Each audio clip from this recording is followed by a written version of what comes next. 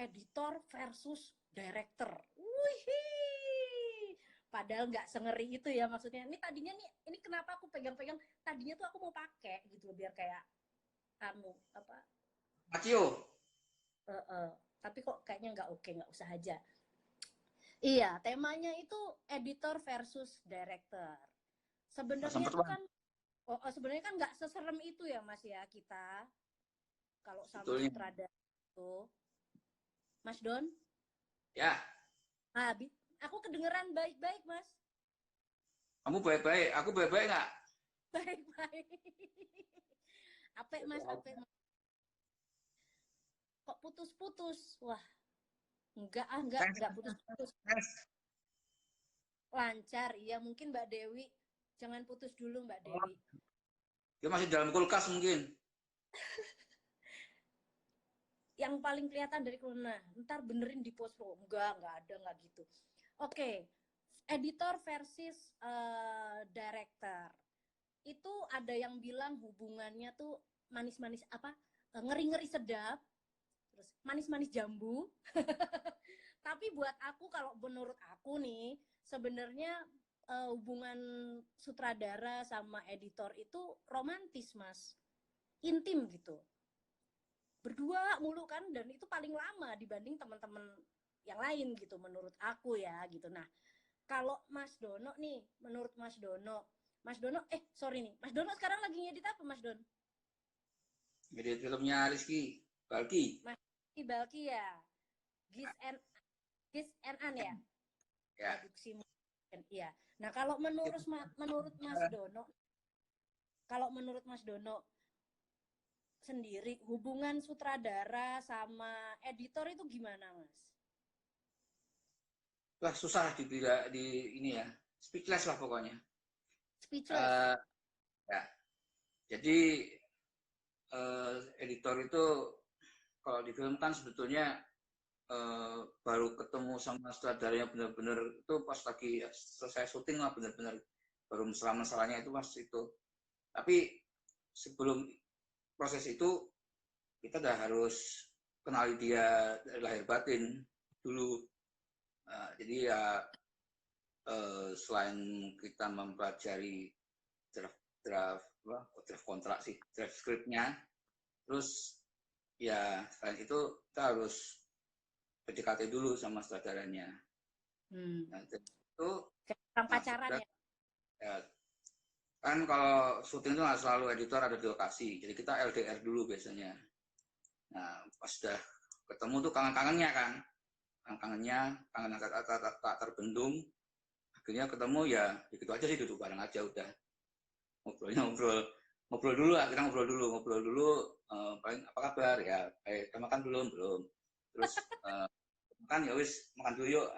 Nah biasanya kita ya biasanya menyatukan, saya suka makan ya, dan ketemu saudara yang kebetulan aja juga suka makan gitu, jadi akhirnya ketemu gitu loh. Nah, dan akhirnya dari situ, dari makan itu kadang malah jadi kita lancar gitu untuk ngobrol dulunya itu gitu loh. Ya dari situ udah bisa dibilang ya benar tadi, kita bisa lebih lama dari kru yang lain gitu untuk duduk berdua. Sampai akhirnya diganggu sama produser, yaitu cukup agak membuat kita jadi ngerasa ada orang ketiga gitu. Gak boleh Ya gitu gitu apa? ya. Dia Betul, masuk betul, nanti kalau udah cintanya udah kuat ya Mas ya. betul. Ya kalau udah kita eh, selama intim itu berdua, jadi akhirnya kita udah makin dalam lagi gitu loh. Jadi sebenarnya emang mau dibikin ceritanya kayak apa, terus mungkin karakternya juga lebih dalam lagi. Kita juga tahu nih, selama sebelumnya kita cuma tahu dari skrip kan, atau dari penampilan karakter yang awalnya itu masih belum disut kan. Setelah disut kan bisa beda lagi dari saudara itu maunya kayak apa gitu. Itu sih Lin. Iya. Ini katanya Paul Agusta, produser sama dengan pelakor. Ya betul. Betul. Udah ketemu produser, udah lain lagi jualan. Ya. Oh Pas belum, nanti teasernya dulu gitu ya. asik-asiknya Indohoy itu ngomongin scene mana mau dibikin cutnya kayak apa, storytellingnya kayak apa nantinya gitu. Tapi tiba-tiba masuk produser langsung teasernya kapan? Ya, aku mau jalan ini besok 5 hari lagi harus selesai. Nah itu benar, jadi produser itu pelakor. Lagi asik-asiknya ya. Nah, biasanya nih Mas, kalau tadi kan emang aku langsung masuk di tengah nih. Sorry. Nah, tadi kata Mas Dono, kita tuh mesti apa pendekatan lah ya, PDKT dulu nih sama sutradara. Wih, banyak nih Mas sutradara masuk semua. Gerah, gerah. Ada apa? Ampun. Editor versus sutradara, gak ada apa, geng.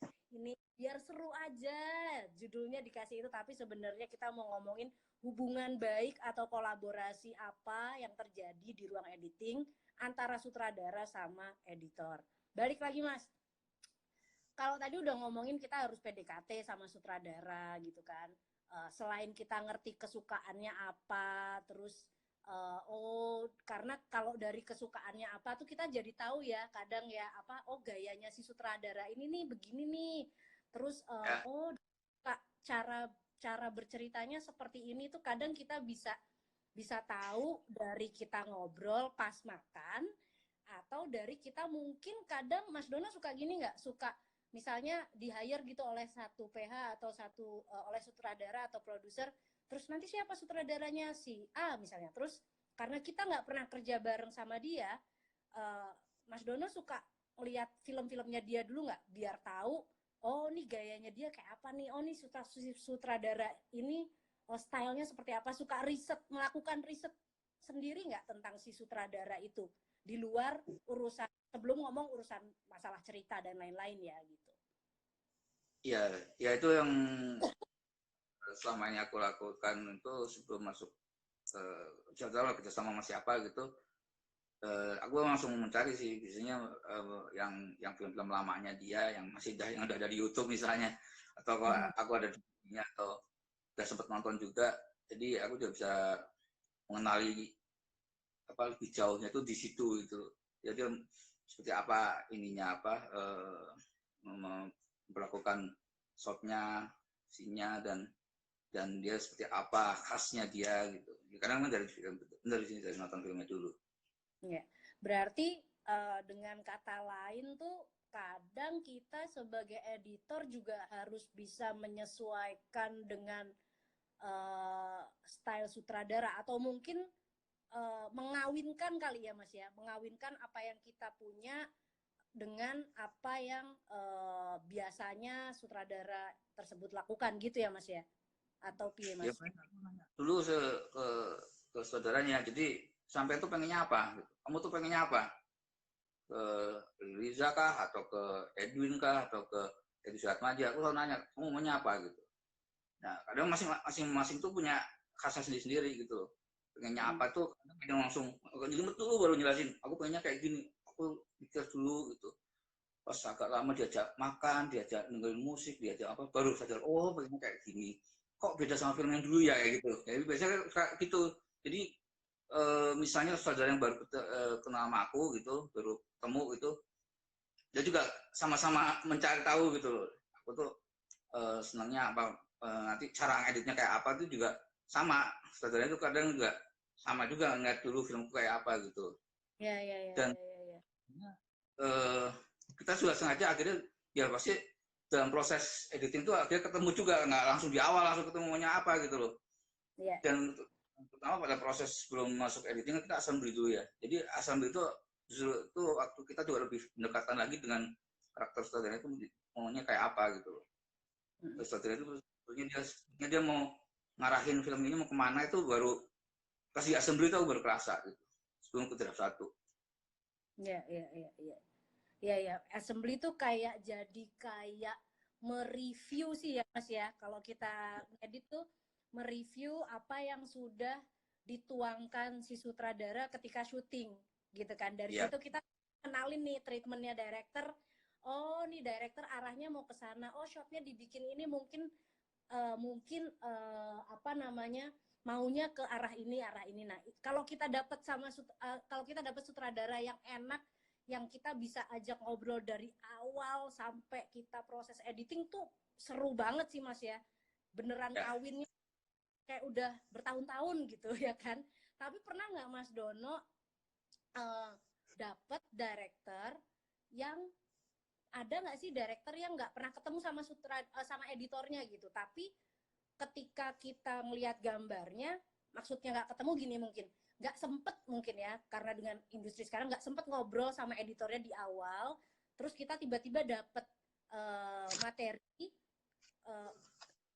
ada yang ketika kita lihat materi, kita bisa tahu dari shot-shotnya, kita tahu, oh si sutradara ini maunya gini nih, kepasang nih, oh nih tektokannya dari sini, enaknya ke sini, oh maunya si sutradara ini terbaca dari shot-shotnya.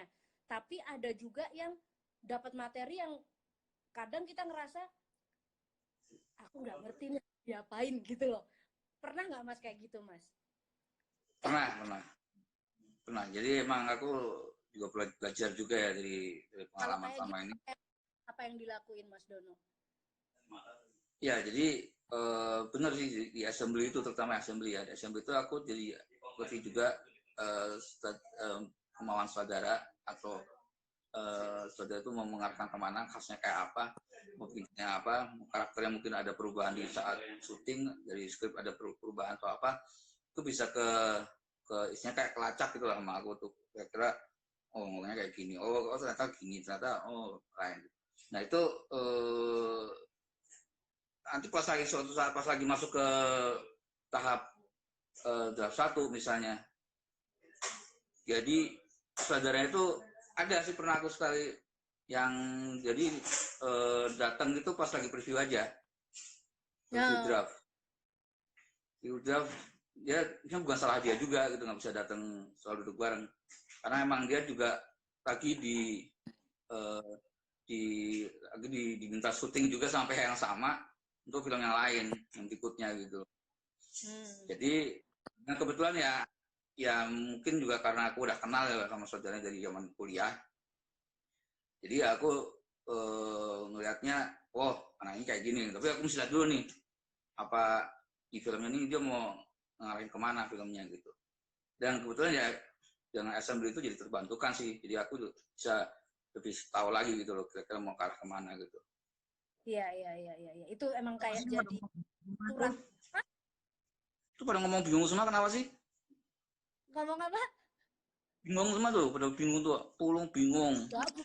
Bukan Mas Dono, enggak. Mas Dono jelas banget itu aja, pulung bingung sendiri. Aku keluar loh nih kalau macam-macam. Macam-macam yo. Aman. Ini Mas, ada pertanyaan nih Mas. Aku tadi jadi lupa mau ngomong apa. Oh, assembling tadi, sorry lupa, balik dulu dikit nih. Ya, assembling itu jadi kayak apa yang menghubungkan antara kita dengan apa yang sudah dilakukan di lapangan sih ya Mas ya. Jadi kita bisa mulai tahu nih arahnya kemana, oh urutannya seperti ini yang dimauin sutradara dan lain-lain. Oke, ini ada pertanyaan Mas, bagus banget nih, dari film pendek Jakarta. Pernah nggak Mbak atau Mas menentukan gambar yang bertentangan dengan sutradara dan bagaimana cara penyelesaiannya? Itu Mas. Sorry, ulang lagi. Kurang kedengeran tadi, maaf. Pernah enggak menentukan gambar yang bertentangan dengan sutradara dan bagaimana cara menyelesaikannya? Oh, itu tergantung sutradaranya sih. Kadang sutradara, yang kebanyakan sih sutradara yang ketemu sama aku, kerja sama aku tuh lebih apa namanya, mengutamakan kolaborasi. Jadi kalau ada tahap-tahap saat terutama saat assembly itu aku memang dilepas dulu gitu sama sutradara. Dan aku juga suka diskusi dulu sama sutradara. Ini saat assembly terserah mau duduk bareng dulu sama aku langsung atau aku kerjain dulu. Dan kebanyakan sih ya biar aku yang kerja duluan. Jadi nanti untuk menuju ke tahap 1 bisa dilihat tuh sutradara kira-kira ngerasa ada sesuatu yang jadi mungkin ada yang lebih berkembang atau lebih bagus lagi, atau mungkin malah jadi aneh gitu mungkin menurut dia. Itu pasti ada diskusi dulu. Dan ada sih pasti kalau misalnya nggak ketemu gitu, misalnya si sutradara ngerasa bahwa editanku tuh nggak works gitu misalnya buat dia gitu. Tapi kalau aku juga mesti harus lihat lagi, benar nggak sih kalau nggak works gitu. Kita mesti nonton lagi dari apa nonton lagi penuh gitu. Kita lihat aja ke belakangnya gitu, kira-kira flow-nya ganggu nggak gitu. Kalau ternyata berat buat dia untuk datang langsung ganggu, ya wis. Aku juga mesti harus apa harus terima gitu loh bahwa ini ya udah kalau di mata dia sebagai saudara ini nggak jalan, ya aku nggak akan maksa sih sebetulnya. Tapi ada sih, ada tapi jarang sih, aku banyakkan sih emang kalau emang nggak sesuai dengan saudara itu di awal aku udah biasanya udah aku tawarin gitu loh, ini aku bikin kayak gini, dan aku juga kalau bisa udah membuat suatu kayak option gitu loh, ya aku bikin cuma aku bikin sesuai dengan menurutku ini lebih asik seperti ini misalnya. Dan lagi ini menurut skrip lah, dan mungkin sutradara ngeliatnya ini ya yang aman lah istilahnya buat dia gitu ya. Dia aku masih bikin 2 option sih biasanya.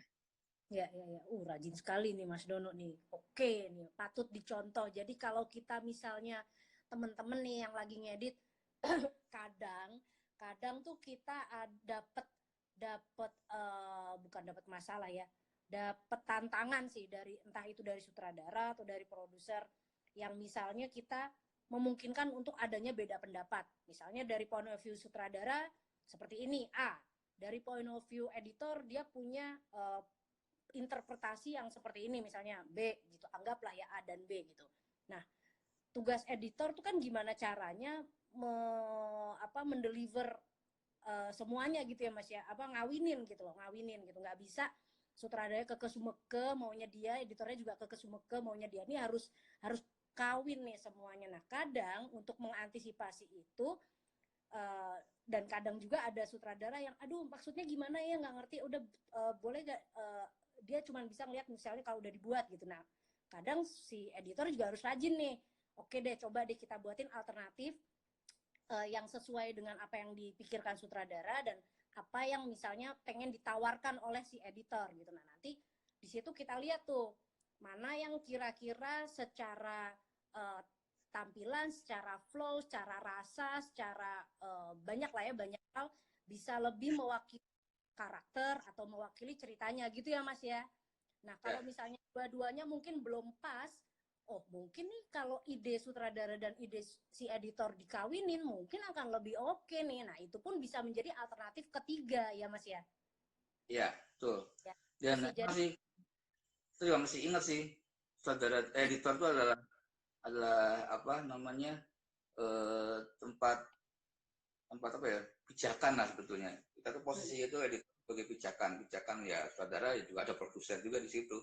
Kadang yang sering terjadi itu di ruang editing itu adalah saudara dan produser ada perbedaan gitu, perbedaan pendapat yang akhirnya cukup memusingkan memakan waktu editing gitu, karena nggak ketemu. Akhirnya posisi kita jadi akhirnya harus ambil jalan tengah, walaupun mungkin itu akhirnya bukan yang maunya kita gitu loh. ya, Memang editor nggak boleh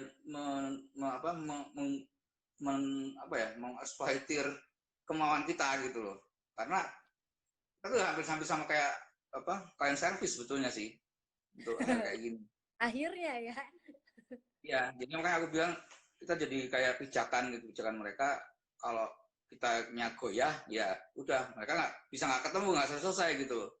Akhirnya kita ambil jalan penengah ya Mas, penengah ya. Ya penengah lah itu.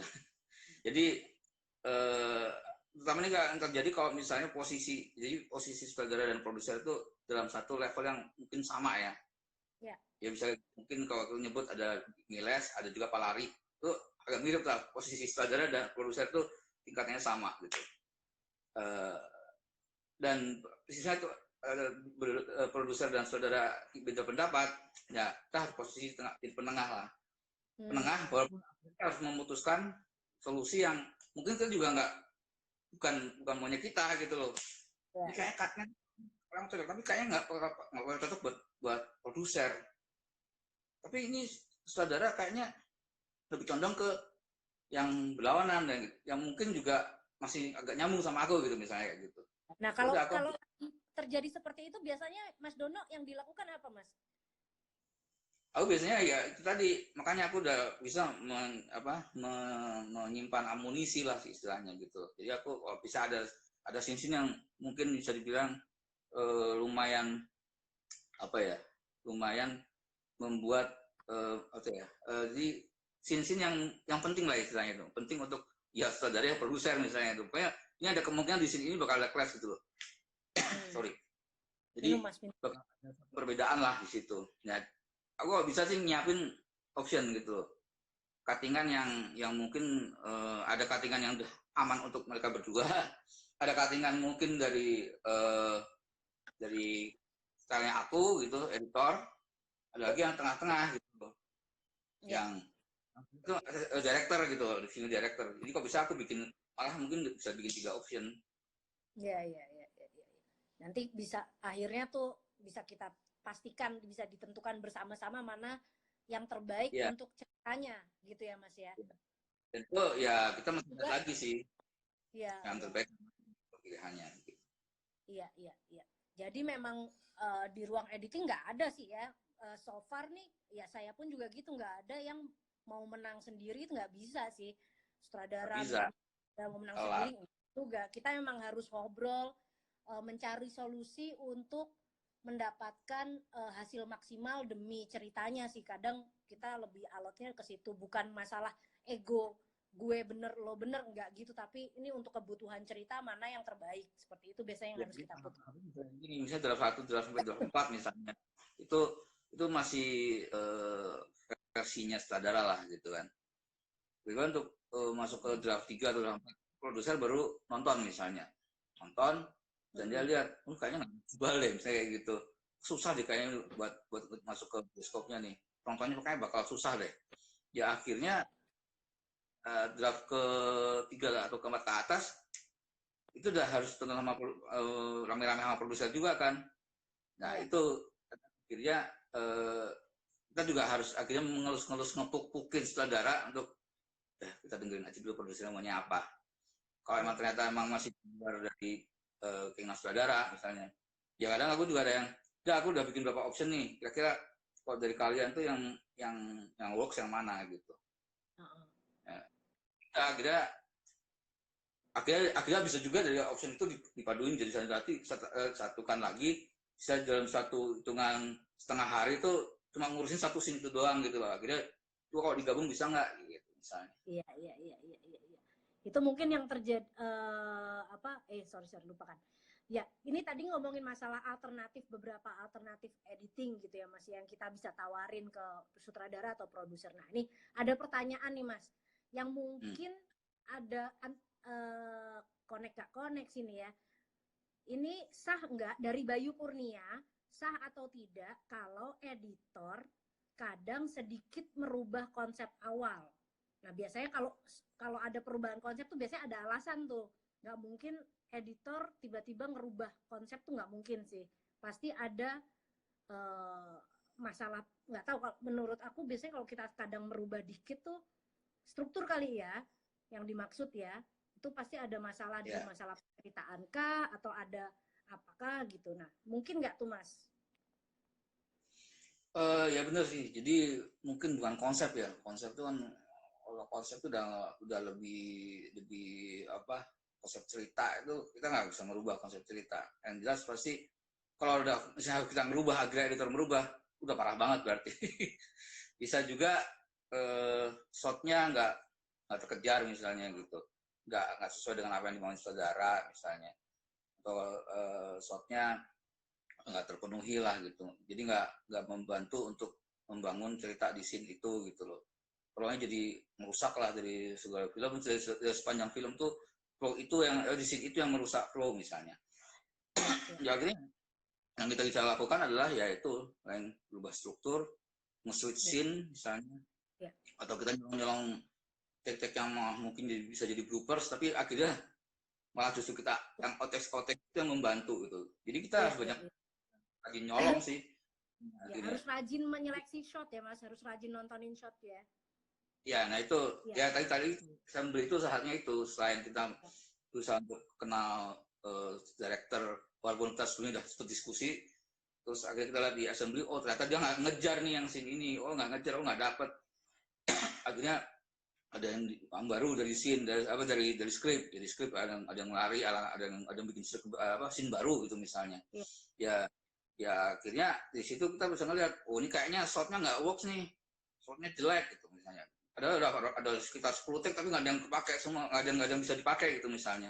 Tapi pas oh ini bisa dipakai nanti buat scene yang lain misalnya seperti itu. Akhirnya ya kita harus bisa mengenali dulu kondisi shotnya kita punya, rasisnya lah kita harus apa dulu, tahu dulu lah kondisinya, cara teknis itu bisa ditanggungjawabkan atau bisa dipakai apa enggak, itu memang di assembly.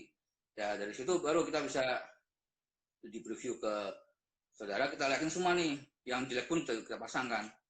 Ini kita langsung ngasih pikiran-pikiran ide kita ke saudara bahwa ini kayaknya nggak bisa kepakai nih, bisa nggak kira-kira ini kita hapus atau mungkin kita pindah ke sinyal lain misalnya seperti itu. Jadi kita mungkin merubah struktur juga. Iya. Jadi mungkin bukan merubah konsep ya, karena nggak mungkin tuh kita merubah konsep. Jadi tapi memaksimalkan apa yang ada. Jadi misalnya kadang tuh kan nggak semua film itu berjalan mulus kadang ya Mas ya. Kadang tuh nggak semuanya mulus gitu. Ada batu-batu kerikil, batu-batu gunung gitu ya kan, yang jeglogan, jeglukan gitu kan. Ini semuanya nggak berjalan mulus, tapi dengan apa yang kita punya itu harus dimaksimalkan. Misalnya kalau tadi Mas Dono cerita, mungkin ada permasalahan di penceritaan, struktur bercerita. Nah, si editor harus bisa dengan jeli melihat apa yang bisa dimaksimalkan dari bahan yang mungkin bermasalah gitu, melihat titik mana yang bisa diramu, dimasak untuk menjadi sebuah tontonan yang utuh dan enak ditonton gitu. Kira-kira sih gitu ya Mas gampangnya. Tapi kalau merubah konsep sih tidak. Gitu. Ya, kalau pesulap kita. Semua harus diobrolin dan diputuskan bersama sih, intinya itu. Nah, ini sih pertanyaan yang selalu ada. Editor wajib atau tidak datang ke lokasi? Nggak wajib ya Mas. Kalau bisa nggak usah ya. Editor tuh butuh itu social distance. Jadi kita saat ini distance ini cocok banget buat editor ya kan? ya karena ya mungkin yang bertanya ini juga mungkin ya, kurang tahu gitu kalau editor tuh jenis makanan apa. Di film itu kan kalau yang kita lihat kan kru orang-orang lihat kan pasti kru itu adalah kameramen, nggak usah ngomong Jopi lah, Jopi juga pasti bahasa asing lah buat mereka. Kameramen, ada sutradara, ada produser, ada pemain, ada aktor, ada mungkin anak art mungkin bisa kelihatan di situ kerja gitu. Editornya mana? Ya editor saat itu ya semedi dulu gitu. Jadi editor cari apa ya? Mungkin langsingin badan dulu misalnya, diet dulu gitu. Karena bakal nanti jadi duduk aja gitu. Makanan ketika ngedit. Yang kita butuh otak itu kerja dengan makanan lah. Dan mungkin juga ya pokoknya kalau misalnya akhirnya dituntut editor harus di lokasi, biasanya untuk kebutuhan yang sebetulnya teknis gitu loh. Misalnya nanti film ini adalah full blue screen misalnya, full blue screen, nanti ceritanya nanti di blue screen ya. Nah, kadang kita sebagai editor tuh akhirnya benar-benar jadi kayak sutradara juga, akhirnya kita harus mengatur. Nanti kalau kakaknya ke situ berarti gerakan aktornya harus kayak apa gitu loh. Yang mungkin kayak yang udah dilakuin sama Alin di Garis Biru ya. Jadi padahal scene-nya kan full take kan ya. Long take ya. Long shot. Dan orang masih nggak ngeliat itu bahwa long shot itu editor mah nggak gabut aja di situ kan, gaji buta aja. Ngapain juga ada editor di situ gitu. Tapi ternyata kan Alin ada posisinya di situ penting gitu kan. Jadi dia harus ikut mengatur gimana caranya nanti editing itu enak gitu kan, smooth gitu nanti. Jadi kayak kita lihat maaf kalau punya anak teater ya, film itu bukan kita nonton panggung ya, yang pemain nongol dari kiri dan kanan, terus tengah-tengah mereka nyatu gitu, semuanya kelihatan gitu. Nah, fungsi di editor di lokasi ya mungkin seperti itu, jadi teknis gitu. Jadi gimana caranya biar shotnya itu nggak kayak di panggung gitu loh, biar si kamera worksnya itu, movement kameranya juga bekerja sebagai mewakili dari apa, rasa dari karakter gitu kan. Dan saat itu gitu. Jadi ya dibutuhkan lokasi ya saat tertentu aja. Iya, nggak selalu ya Mas ya. Karena jadi produser katakan editor untuk harus ngedit di lokasi cuma karena saudaranya nggak pede sama shotnya gitu. Bisa jangan gitu sih. Iya. Iya Mas. Jangan curcol Mas. Iya benar-benar. Karena emang gimana pun juga the way cara kerjanya editor sama teman-teman di lapangan memang beda sih gitu. Nggak mungkin juga di OP kita masukin, kita ajak ke ruang editing terus kita suruh tungguin kita ngedit, nggak betah juga pasti gitu kan. Emang semuanya punya part masing-masing dan ruang lingkup kerjanya sih. Dan tapi kalau misalnya memang seperti Mas Dono tadi bilang dibutuhkan editor di lapangan untuk kebutuhan tertentu sih masih nggak masalah gitu ya. Nah, ini ada temen namanya Bayu Kurnia. Wow, dia rajin banget nih nanya nih dari tadi nih, dia nanya nih. 1, gimana proses rough cut itu sih?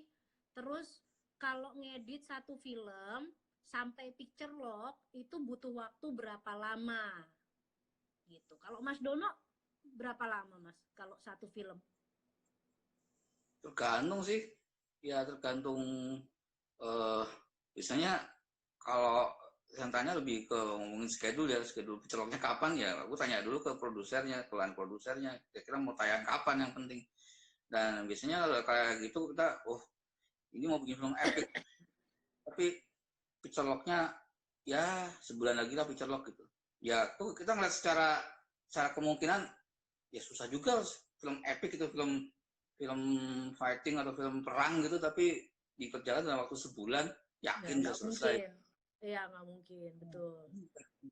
Filmnya seperti apa, kondisi si produsernya juga mau jualannya kayak apa, mau berapa lama masuk bioskopnya, kapan masuk bioskopnya, ya itu sih biasanya. Ya kalau ngomong save-nya aku kerja sih ya paling lambat ya paling aman sih ya 2 bulan kita kalau bisa, atau 1,5 bulan lah untuk editing yang aman untuk film drama ya mungkin ya. Kalau film ya susah dihitung untuk ya sebulan lagi kita tayang, tapi celok sebulan lagi gitu. Ya tapi ada susah. Mas, tapi ada Mas. Ada Mas. Ada. Saya kok.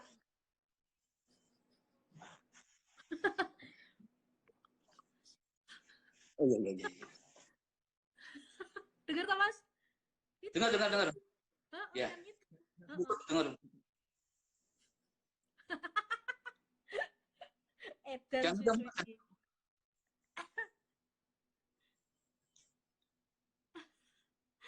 lanjut nih Mas. Ya. Ini Mas Greg. Terima kasih Mas Greg membantu menjawab untuk untuk komentar Mas Fuad, betul sekali. Nggak ada namanya nggak puas sama kemauan sutradara. Ini dia sutradaranya loh. Nggak boleh gitu. Dia sutradara itu dia tetap komandan. Jadi kita itu tugasnya mensupport ya nggak sih Mas? Iya betul, mensupport. Jadi mensupport. Nggak boleh sentimen kita. Jadi, sama. Iya, kalau ide kita nggak diterima, asal itu bagus untuk kebutuhan ceritanya, yo nggak apa-apa yuk. Kalau aku sih gitu. Iya. Nggak boleh marah. Dan nggak boleh sutradaranya nggak asik, nggak boleh. Ya kalau dia nggak asik ya udah terima aja. Kita juga pura-pura nggak asik aja.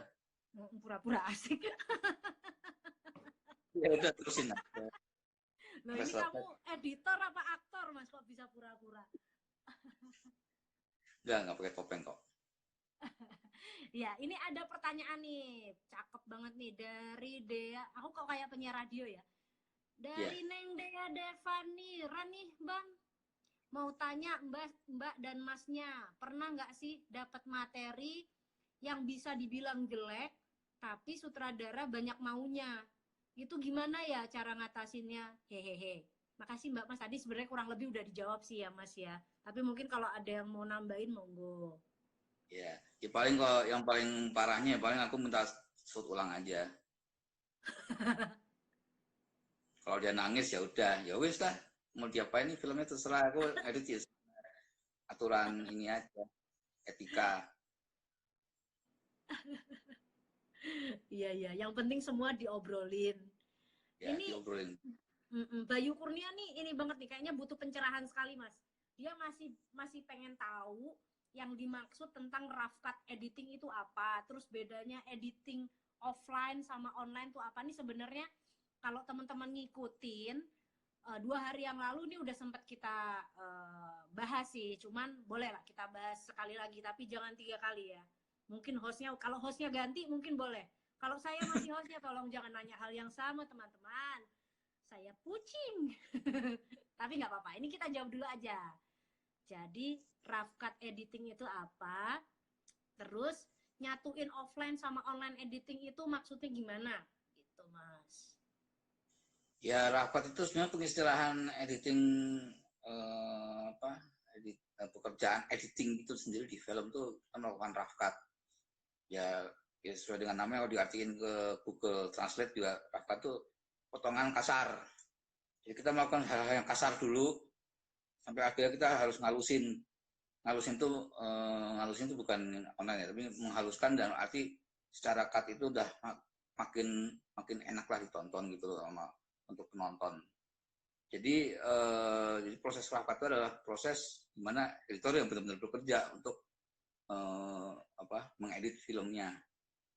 Nah, ada istilah offline. Jadi offline itu ya sebetulnya ya kalau kita untuk sebutan di mungkin di iklan ya atau di dokumenter mungkin bisa juga disebut rough cut-nya dokumenter atau iklan ya offline. Offline itu ya saat kita ngedit kasar itu gitu loh. Nanti offline tuh sebenarnya ya kemarin sempat kita bahas sih, editing offline itu sebenarnya dia yang lebih bertanggung jawab pada struktur ceritanya gitu loh. Ya, betul.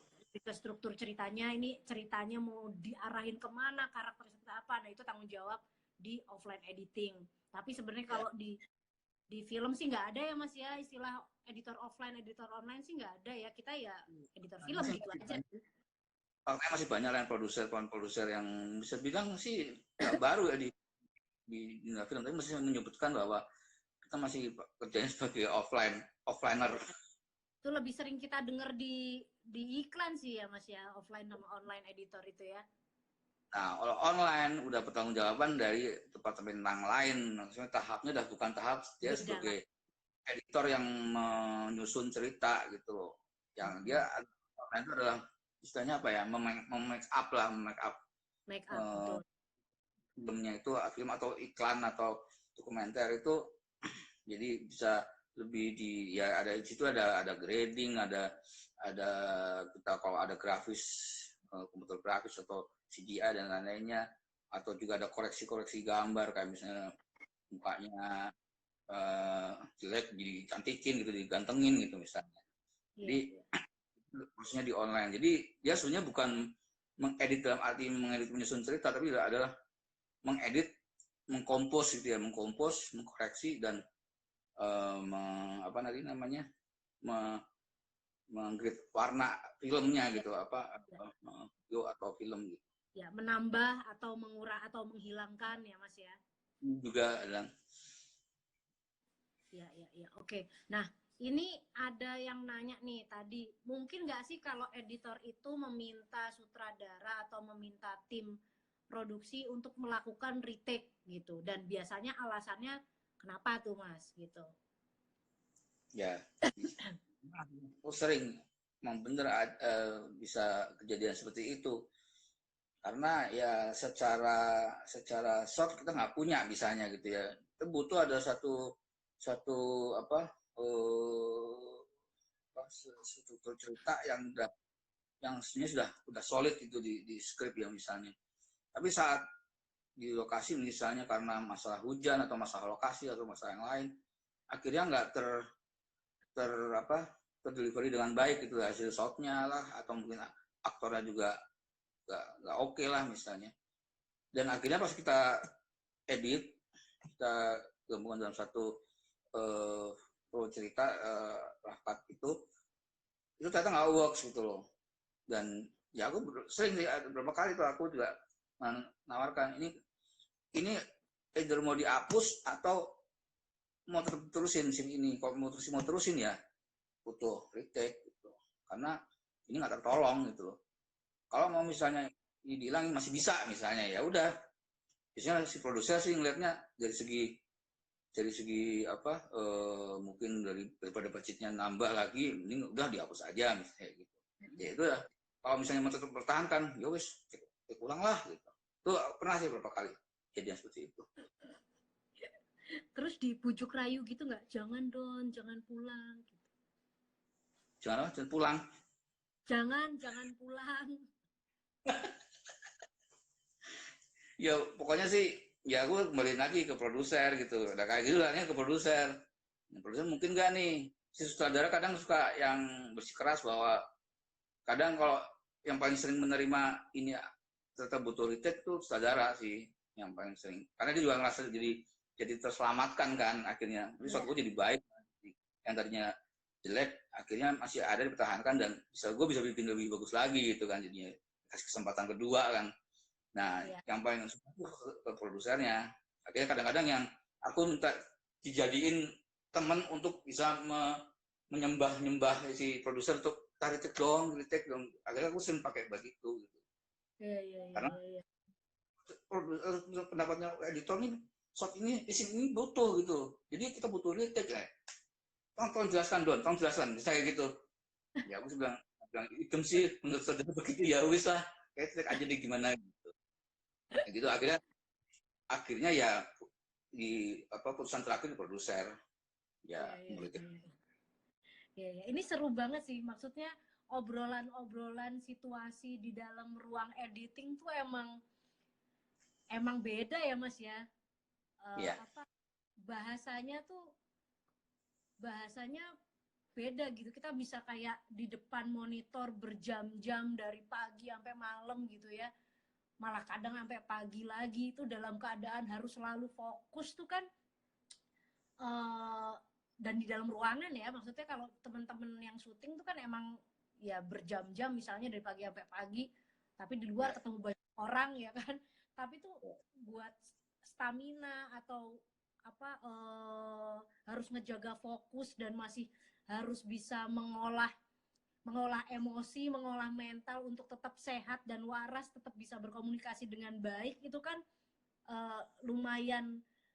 Aku jadi baru nyadar juga sih, itu lumayan kemampuan tersendiri sih gitu. Kalau Mas Dono ngatur ngolah emosi, ngolah itu tuh gimana tuh Mas? Kan kadang ya yang dari tadi kita obrolin nggak semuanya berjalan mulus. Kadang kita bisa ngobrol tuh dengan enak, ngalir, lancar, lumer banget. Tapi kadang juga ada masa-masa kita cukup tegang gitu. Nah, dan itu kan waktunya di dalam ruangan gitu loh. Biasanya Mas Dono gimana tuh buat kalau ngadepin yang kayak gitu Mas? Cukup tidurnya 8 jam, ada tidur yang normal lah, banyak tidur lah pokoknya, banyak istirahat.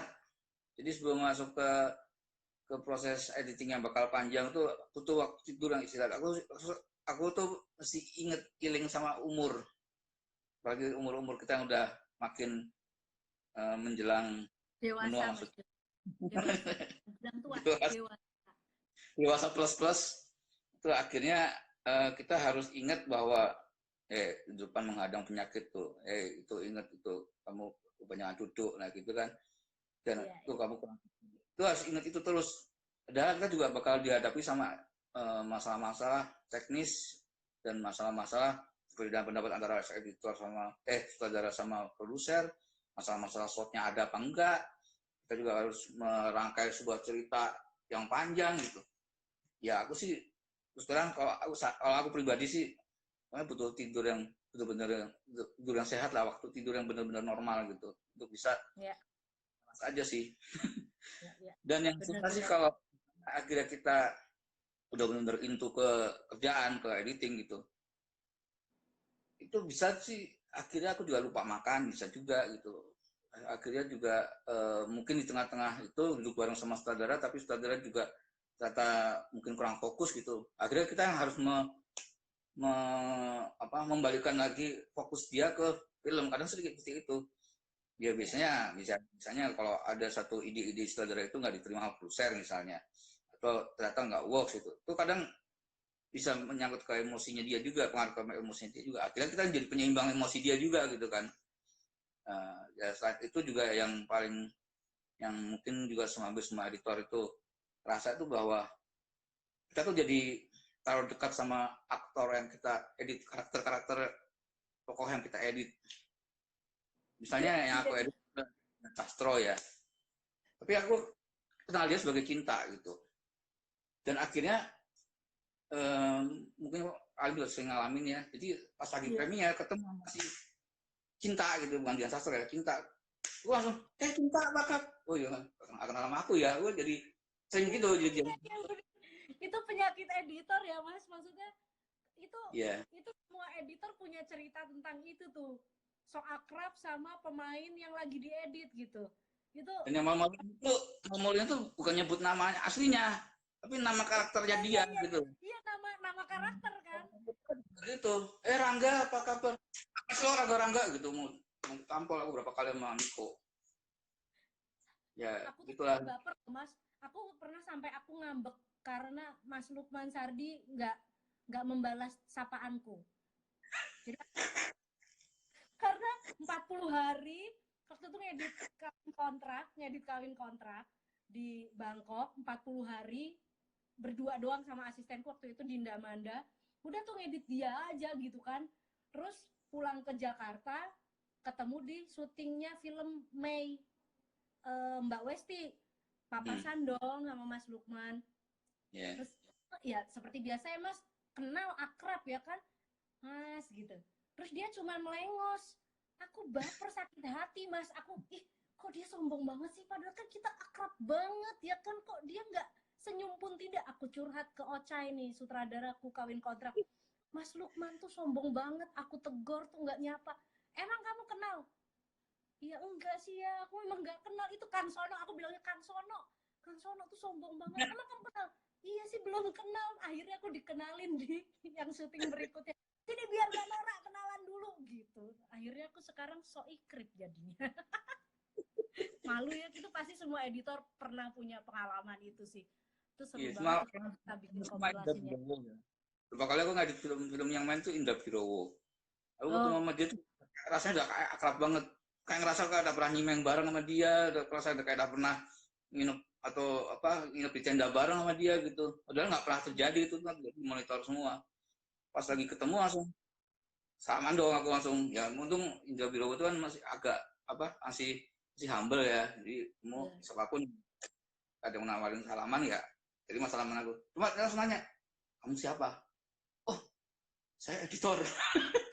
Itu dong, saya editor gitu tuh, editor film ini yang lagi premier ini. Oh Mas siapa? Saya Dono. Itu udah bener, malam itu aku nggak bisa tidur, aku baru sadar berarti dia nggak kenal sama aku. Ternyata aku juga deso banget gitu loh. Iya kasihan ya, deso banget sama EDW ki, deso banget tenan. Terus tuh kadang suka gini gak sih Mas, misalnya kita ngedit gitu kan, yang paling sering tuh aku sama Ocha itu aku lagi ngedit film komedi misalnya, terus nggak tahu kayaknya urat ketawaku mungkin udah putus ya, jadi aku lebih sering ketawa gitu. Aku tapi bukan Edo loh. Iya. Ketawa gitu kan, nonton ketawa, atau misalnya pas adegan cinta tuh kita suka yang liatin sambil senyum-senyum sendiri gitu. Nah kadang sutradara tuh suka colongan merhatiin ekspresi muka kita, terus oke ya, udah oke dia, maaf ya guys, maafkan aku tadi lagi seru-serunya cerita loh, terputus tuh kayak jam cut rasanya ya kan, mesti take 2 nih. Nicholas Saputra kayaknya. Nih nggak suka nih kayaknya nih kita ceritain Nicholas sama Dede. Ya gitulah Mas, tadi aku udah nggak semangat lagi lah cerita ini. Ya intinya gitulah, kadang tuh kita suka dites ya sama director. Oh, editor gue udah ketawa-ketawa nih gitu kan. Ini antara gila apa emang filmnya lucu, atau senyum-senyum sendiri. Oh, berarti lucu, digemes-gemes gitu. Kamu suka digituin nggak? Kalau aku suka gitu. Kamu ini ketawa karena lucu apa emang kamu nggak ini aja, emang nyeneng-nyenengin gitu. Ternyata kitanya baper karena ngerasa terlalu deket sama Sama karakternya. karakternya. Terus kadang suka jatuh cinta beneran gitu. Sama Reza juga gitu, aku juga sama. Kamu sama Niko. Loh, kok kamu sama Niko? Reza. Reza. Iya ya. Tadi aku sempat baca pertanyaannya Mas Supri Van Java. Nih, Mas Dono nih kan setahu aku ya, dulu waktu aku baru ngedit itu salah satu yang aku ngefans banget itu Mas Dono. Itu tuh kalau ngedit video klip tuh juara banget. Terus ya zaman itu kan belum ada film ya Mas, jadi aku masih ngeliat Mas Dono tuh ngedit video klip Ya, lah. makan kerupuk. Hah? Juara makan kerupuk. Iya. Ya, Skip. lupakan lah ya Mas, aku gak mudeng. Ya. Apa Ya. ngedit video klip, ngedit dokumenter, ngedit video klip sama dokumenter aku taunya. Nah, tadi si Mas Supri Van Java ini, Mas Supri nanya, enakan ngedit dokumenter, film, apa video klip gitu. Masing-masing ada enaknya dan enggaknya. Kalau semuanya dibayarnya full ya enak semuanya. Kalau kalau video klip tuh lebih kayak buat ini aja, seneng-senengan aja. Karena udah pasti duitnya lebih dikit kalau di Indonesia ya. Di video klip tuh pasti duitnya lebih dikit lah. Jadi kita nggak bisa ngarepin hasil penghasilan dari situ. Nah itu ya di video klip seperti itu. Dan yang kalau menurut aku sih semuanya sih menyenangkan ya. Bisa kalau kita bisa kita enjoy untuk kerjainnya gitu. Ya mungkin kontennya, mungkin juga ceritanya apa yang mau kita kerjakan tuh apa ya, itu tergantung semua.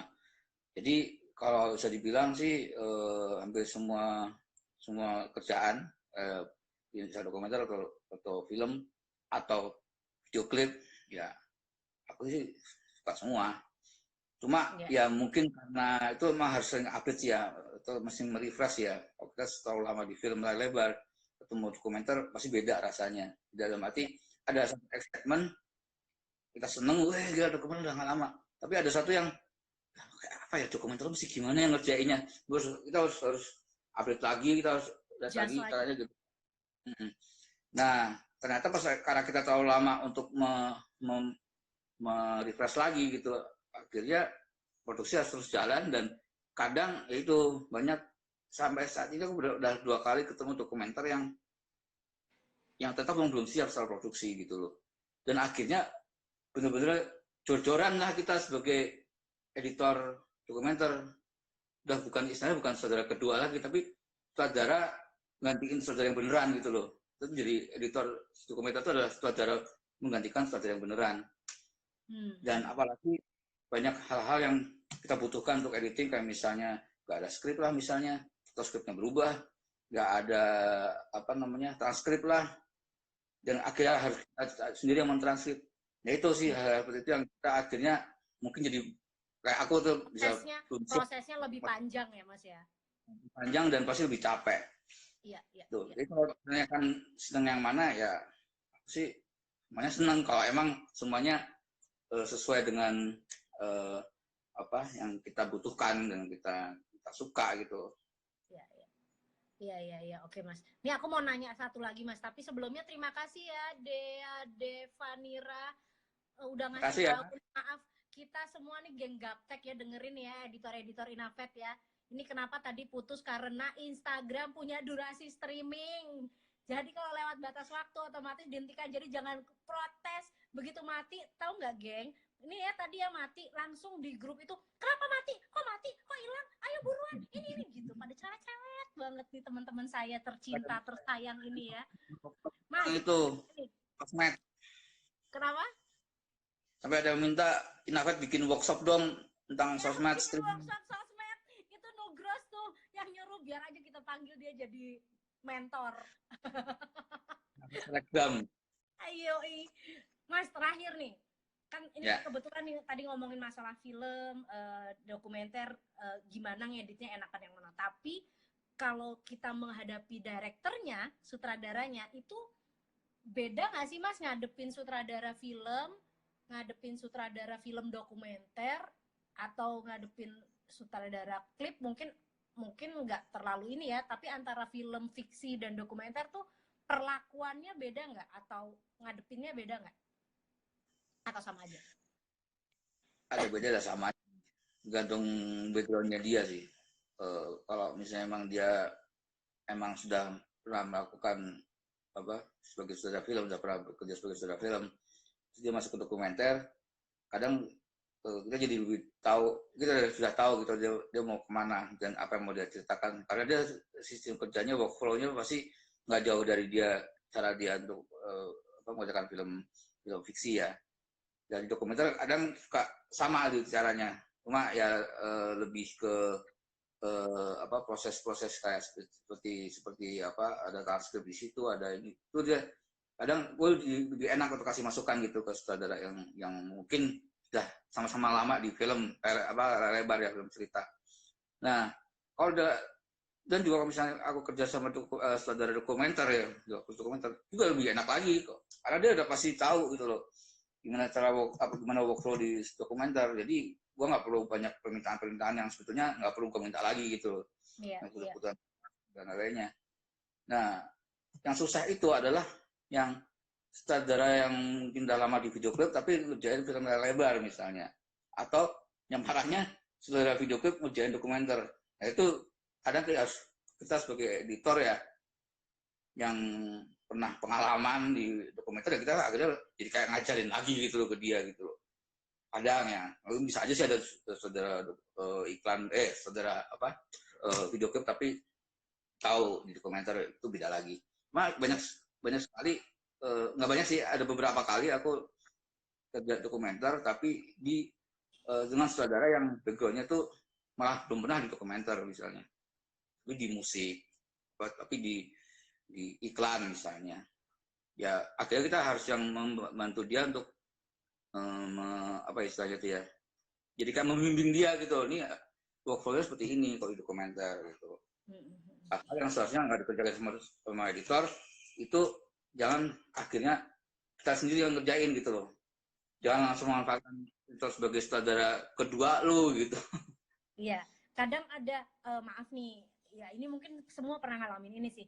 Kadang ada yang bawa materi dokumenter terus, oke, ini kita mau apa gitu tanpa ada obrolan dan lain-lain, ya lu edit aja dulu lah gimana, gue pusing gitu ya, ada juga loh Mas. Ya udah kalau udah kayak gitu kadang kalau aku sih oke, happy-happy aja gitu. Ya, ya kita bisa happy happy aja asal kita udah Ada dikasih apa merahnya ya Mas ya. mau bikin apa, terus juga kebutuhan materi kayak transkrip, terus shotnya juga semua udah ada dan lengkap catatannya, enak banget sih kita ya, kalau saudara Iya. yang udah Kadang yang suka, ya tapi ada juga yang kadang gini nih Mas, uh, ngobrol nih, aku mau bikin ini, oh oke banget tahu gitu, begitu kita terima materinya, loh nggak kayak yang kamu ceritakan ini. kadang kadang kita nerima yang kayak gitu juga gitu kan, dan nggak tahu kalau ya, pengalaman saya ngedit dokumenter ketika nerima materi yang tidak sesuai dengan apa yang dicita-citakan director tuh kadang kayak mesti bisa jadi orang yang lebih objektif aja melihatnya gitu, kayak yang enggak, uh, ini lo materi syuting lo nggak bisa kalau misalnya seperti yang lo pengenin, karena ini nggak ada ya, nggak ada. Kadang kita dapet yang kayak gitu, jadi akhirnya aku akan ngarahin, oke kita maksimalin aja dari apa yang udah kalian syuting udah ini kita maksimalin aja, mungkin malah dapet cerita baru yang lebih menarik. Bisa jadi gitu juga ya. Betul. Gitu. Oke deh, Mas Dono masih ada yang mau diluapkan nggak Mas? Ya pokoknya sih antara hubungan sutradara editor lagi nih. Ya pokoknya sih ya mungkin semua sama lah, sebagai editor tuh bertemu dengan partner kerja ya, terutama saudara ya, seenggaknya udah sama-sama kita tahu bahwa di pekerjaan film itu adalah teamwork ya. Pada saat kita untuk menjalin bekerja sama itu, kita juga harus tahu untuk bisa ketemu teamworknya, bisa sama-sama enak, bisa sama jalan. Ya benar sih, kita harus kenal dulu lebih jauh sutradaranya seperti apa, dia seperti apa orangnya, dan pribadinya juga seperti apa, kita harus kasih tahu. Dan kadang juga di luar dari filmnya, misalnya kita ngomongin musik misalnya, ini sutradara senang ngomongin musik, ya udah kita ngobrol musik dulu misalnya seperti itu. Jadi editor seperti aku tuh ya, keintiman dengan sutradara itu penting gitu. Jadi biar mendapatkan satu nyawa yang sama dalam menyelesaikan film yang kita kerjakan. Itu sih. Ya, good point. Itu ya teman-teman ya. Jadi, aduh banyak banget yang bisa kita dapat malam ini dari Mas Dono. Mas Dono itu idola kita semua di Inavet, karena dia tuh selalu membuat kita tertawa. Lucu banget dia tuh, kita fans beratnya Mas Dono semuanya. Tapi jelas, kamu serius banget Mas, sumpah kamu malam ini serius banget. Kita dari tadi nggak ada loh ketawa-ketawanya. Oh iya, berarti nggak lucu kan? Gagal berarti. Enggak, tapi seru isinya. Juara, pasti yang lain setuju deh. Mas Supri, maaf ya, aku nambahin yang masalah video klip itu karena aku tahunya dulu Mas Dono itu ngedit video klip, jadi aku sisipin dikit lah ya, maaf lah ya, nebeng lah pertanyaannya Mas Supri ya. Oke deh, makasih buat semua teman-teman, makasih banyak Mas Dono. Next time kita akan ngobrol-ngobrol lagi. Ini seru sih ya, Inavet bikin talk show 2 hari sekali, mengisi, menghibur, mungkin bisa bermanfaat buat teman-teman semua yang lagi dikandangin. Tapi yang buat masih kerja juga ya, anggap aja ini radio, taruh aja sebelahnya jadi temen ngedit ya, gitu. Semuanya tetap sehat ya Mas, buat sekeluarga. Ya, sama-sama Alin. Iya, abis ini kamu udah boleh komen-komen. Gantian Kesa yang aku undang. Tenang. Pasti kalian bakal nyesal. Makasih ya Mas Dono. Tetap sehat ya. Iya, sehat-sehat juga. Dah. Oke, Kang Kesa, siap-siap ya. Geng, tetap semangat. Kalau ada yang pertanyaannya belum dibacain, mungkin abis ini bisa sama Kang Kesa.